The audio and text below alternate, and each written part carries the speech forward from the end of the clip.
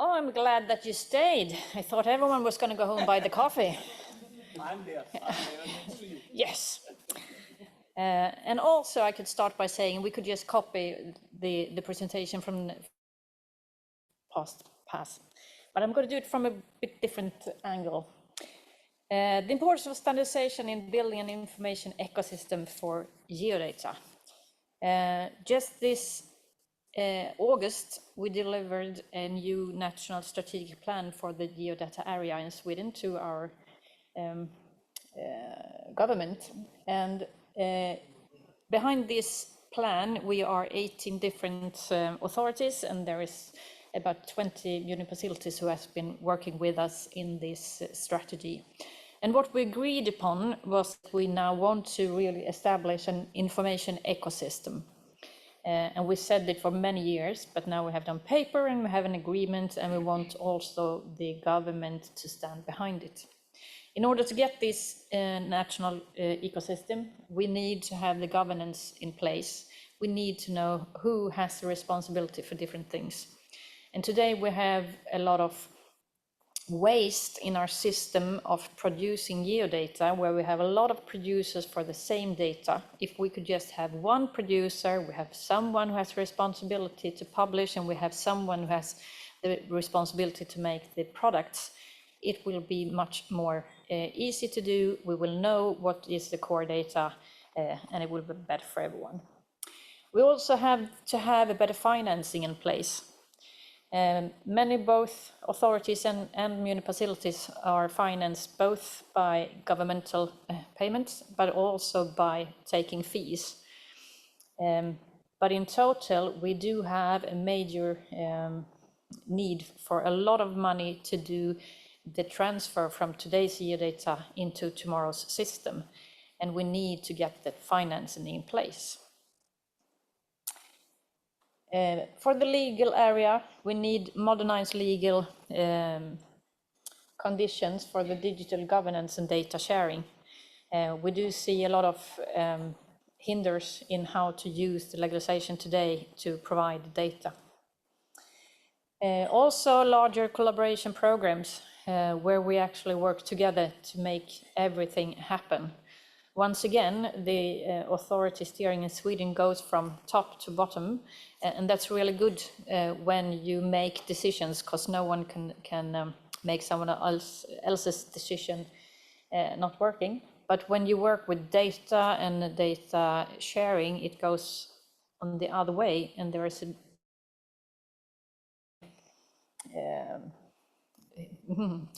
we lack some legislation for that part. Security, we are in a new place in the world where we start talking about security again. We were in the open area for a couple of years ago, and now we need to think about what data is, once again, not to be shared by anyone. And what we see is that we also get a layer of data that is not going to be restricted by force or law, but it can't be totally open either. It's going to be somewhere in between. And how do we secure that data? Because that data will still be needed within the authorities and the municipalities. So how do we act on that? And of course, the last one, quality and interoperability, that the data is actually qualitative enough to use. So to build these ecosystems, we have many standards that are used within the geodata area, but to achieve an ecosystem for a seamless digital community building process, which is what we have been working with for several years now, we need more than just those standards. We also need to think about organizational and legal aspects. So today we will look into the standards in a context to achieve an efficiency of Sweden's authorities in the area of geodata.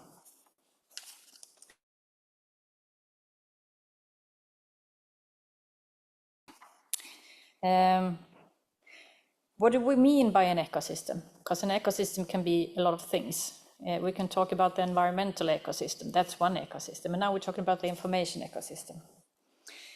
So it's a word that can be a bit fluffy.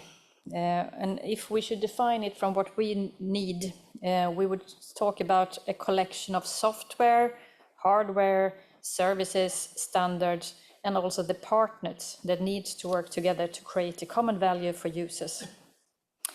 And when we work from the community building process, we get an example where we can be very concrete about what to do, what to achieve.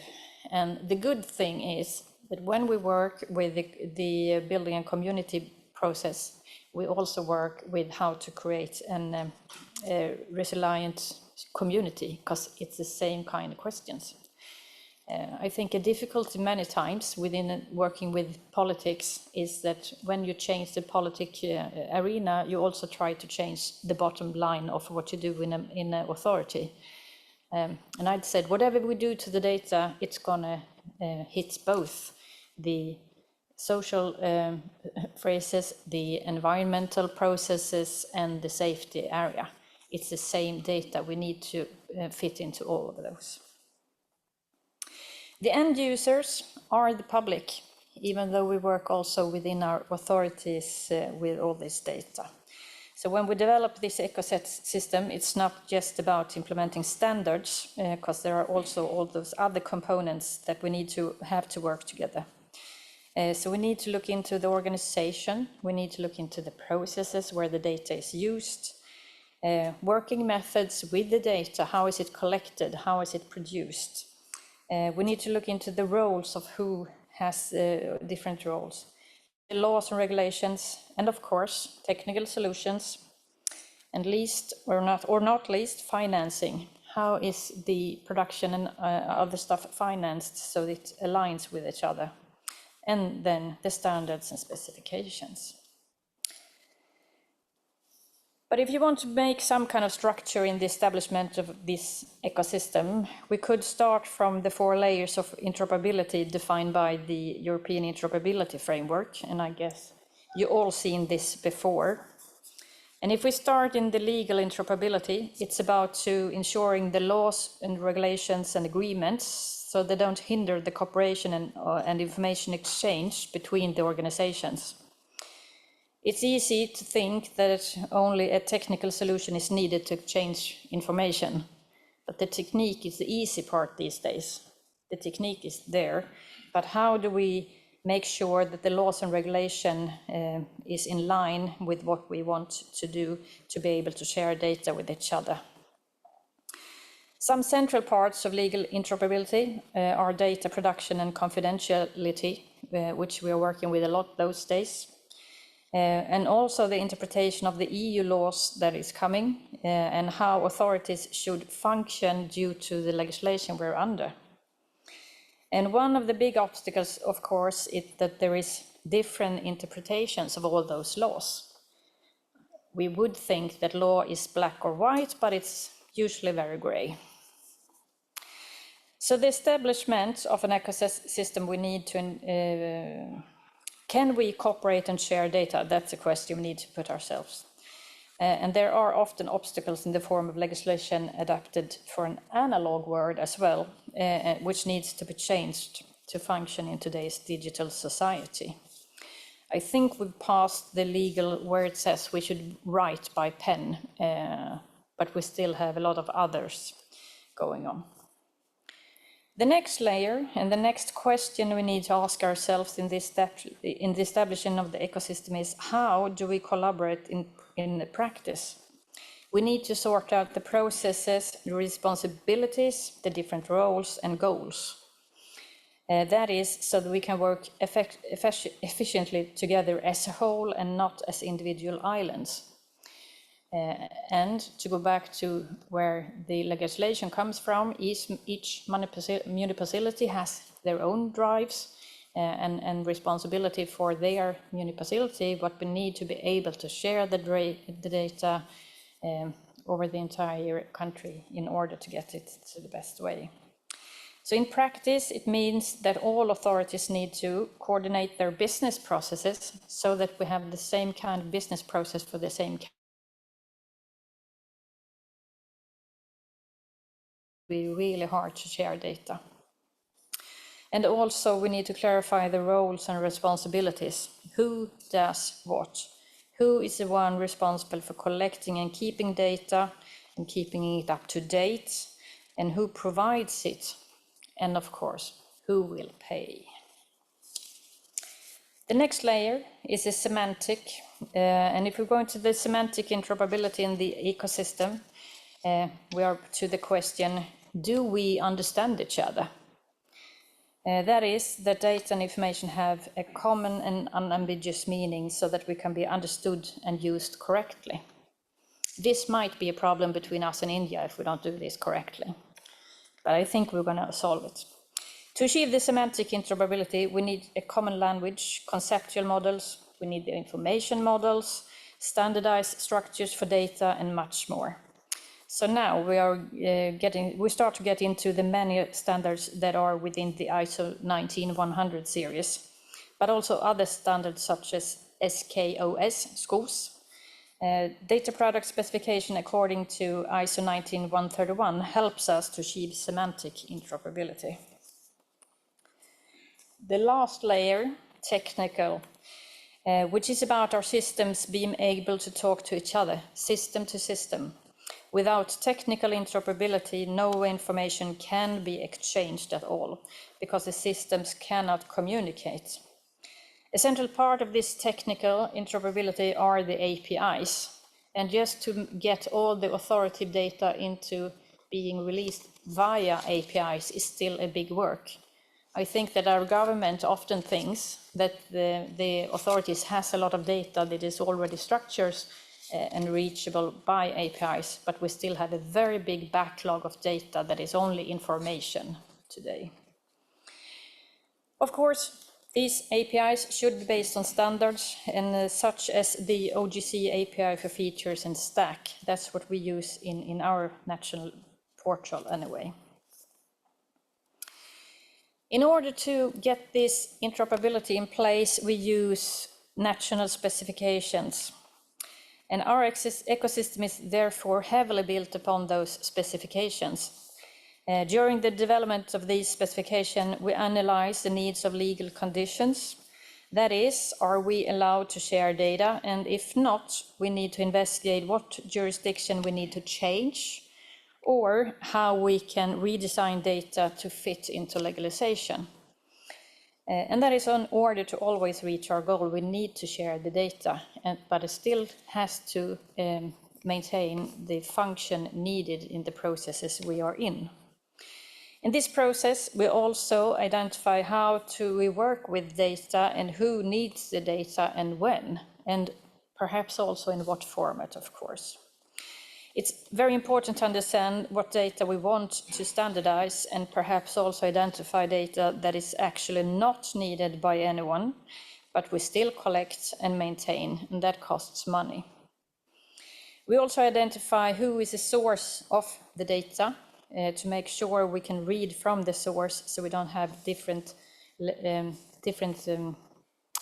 keeping of the same data, which makes it obsolete in quite a short time. Who should distribute it, and also having multiple sources for the same data can cause ambiguities and incorrect use of data. Of course, the national specification includes also the information models and feature concept catalogs, which gives us the semantic interoperability. And lastly, the national specifications describe what data is to be exchanged, hence serve as a foundation for selecting appropriate technical solution. When we use the most lately technical solution, someone always comes up and says, can we have this as a FME? And then we call Sweco. Those national specifications are based upon the standards, and we use 19131 as the core, which relates to many other standards in the ISO 19100 series. We do some adaptations to these standards to suit the needs of the community. When we develop the national specification, we also need to consider the EU legislation, national and international strategies and framework. The data we have in Sweden needs to work in EU, it needs to work with NATO, it needs to work with Norway. the harder thing. No, we have a really good cooperation. And as many of you probably already know, geospatial data is used in many governmental processes. So to make it easy for other sectors to use our geospatial data, we also need to consider what standards are used outside of the geospatial sector. So we have a collaboration also with other authorities and other sectors. This is not only geodata, it is data. So that's why we use also the scopes for the semantic interoperability. It would be too time-consuming also if every working group should develop their own national specification and do their own research. So to help and give guidance, we have developed our own framework, which is called Framework for Geospatial Information Exchange. It's on the net, so you can always read it. So what would be the road to success? I wouldn't say we are quite in success yet, but we are in the building process and racing. So sum up those. Always involve the organizations and people that you need to make sure that you understand the needs. And it's usually many people who need to be involved in order to understand the needs. We live in a very complex world, and we need to be able to catch that complexity when building our data sets. Because no one will use a specification that is not wanted, so make sure they want it because they have been in there.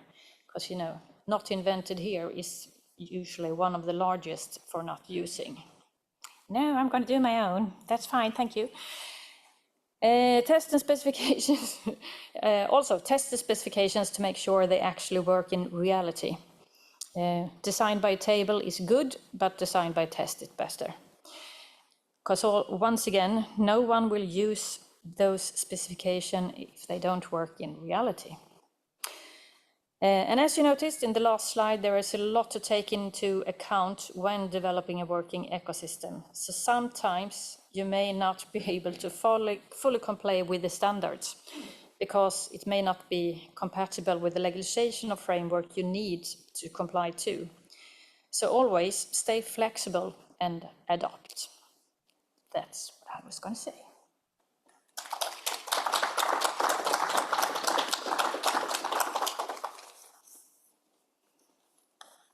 Very much indeed. That was really good. In the UK, we've got some similar, and there's quite a few things in there that we think about as well. Yeah. The ones that come to mind for us is good governance. So if you've got a collection of different companies all contributing to an ecosystem, there has to be some sort of governance rule, or it decides where it'll fall apart quite quickly.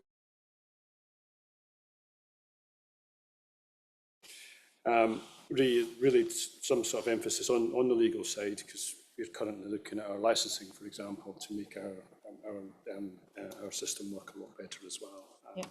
So yeah, no, a lot of stuff there that we've certainly seen in the UK. Any questions from Malin at all?